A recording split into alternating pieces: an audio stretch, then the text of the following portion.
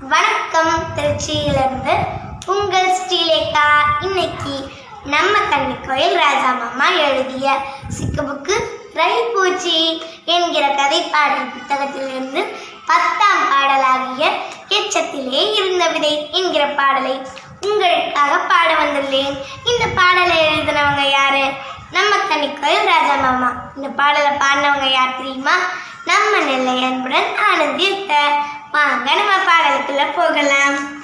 பூச்சி பிடிக்க பச்சை தவளை குளத்தில் மூழ்கி இருந்தது. சோர்ந்து போன தும்பி ஒன்று அதன் தலையில் அமர்ந்தது.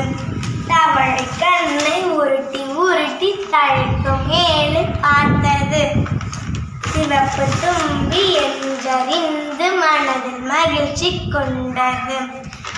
தவளை நாக்கை நீட்டி தும்பி பிடிக்க தவளை வாயை திறந்தது.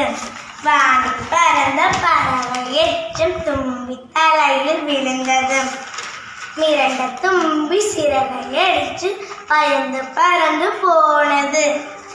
காத்திருந்த பச்சை தவளை மீண்டும் அமைதியானது. பறந்த தும்பி தழையில் உதற எச்சமெல்லாம் சிதறுது. எச்சத்திலே இருந்த விதை செடியாய் முளைக்க போகுது. நன்றி, வணக்கம்.